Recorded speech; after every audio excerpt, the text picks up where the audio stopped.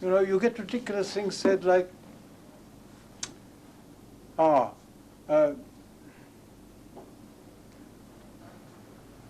will you come and look after these people in the in this particular ward, should we say, of a hospital?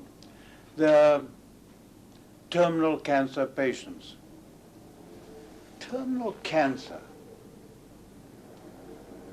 You only got to think about it a bit, you realize what a ridiculous phrase it is. How do they know it's terminal? Terminal of what? What is the end point of? And in any case, what we're concerned with, we're not really concerned with arranging the funeral arrangements or something of that nature. What we're really concerned with is living people.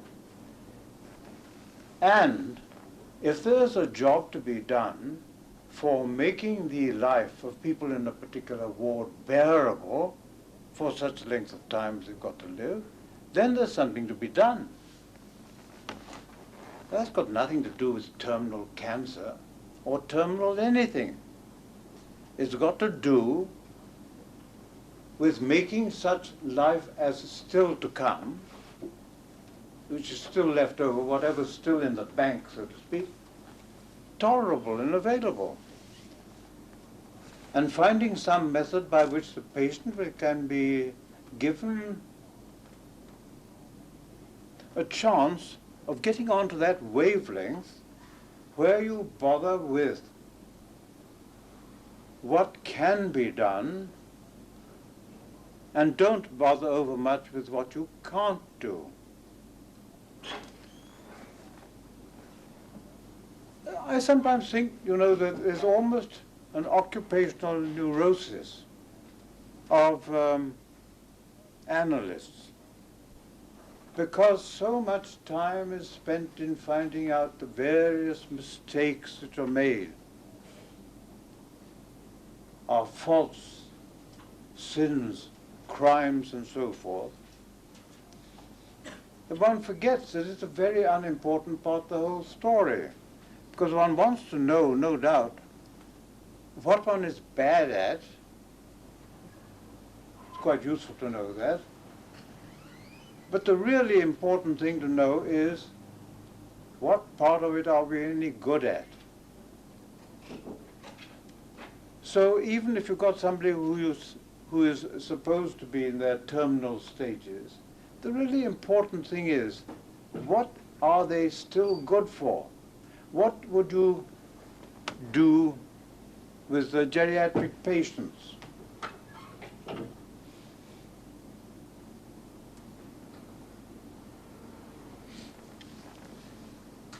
It's almost as silly at the other end of the scale. Of course, it's no good, they'll say, to analyze a child of 2 or 3 or 5. I've even heard fantastic statements talked about not being able to do anything when the fibers aren't myelinated.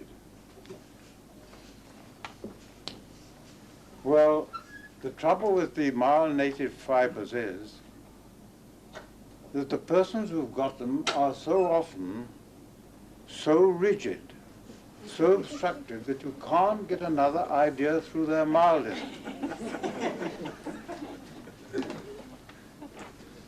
On the other hand, if you've got a reasonably intelligent baby,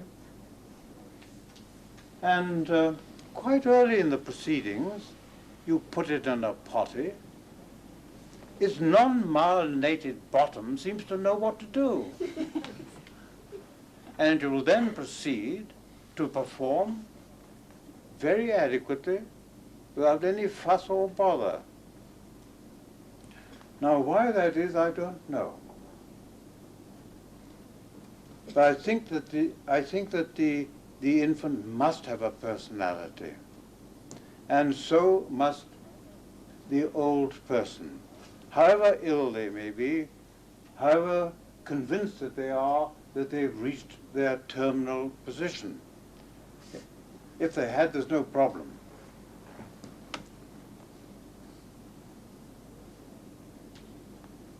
There is a problem, though, in that little tiny gap of whatever it is, day, weeks, months, between that point and the point at which one no longer exists.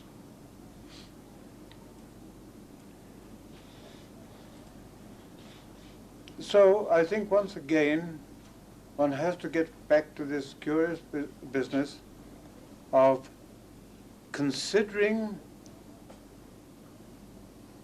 that not only has one an anatomy and a physiology, but also a mind.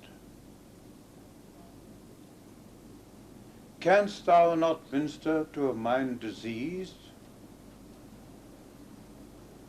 Remember the question which directed towards Lady Macbeth's sleepwalking?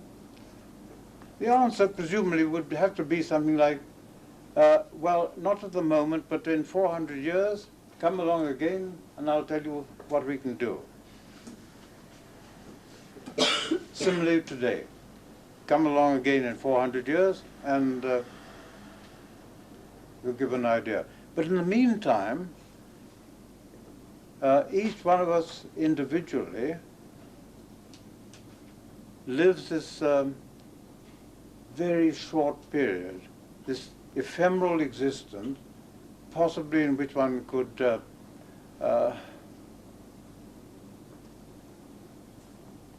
use this hypothetical mind that I'm talking about to contribute something to the general fund.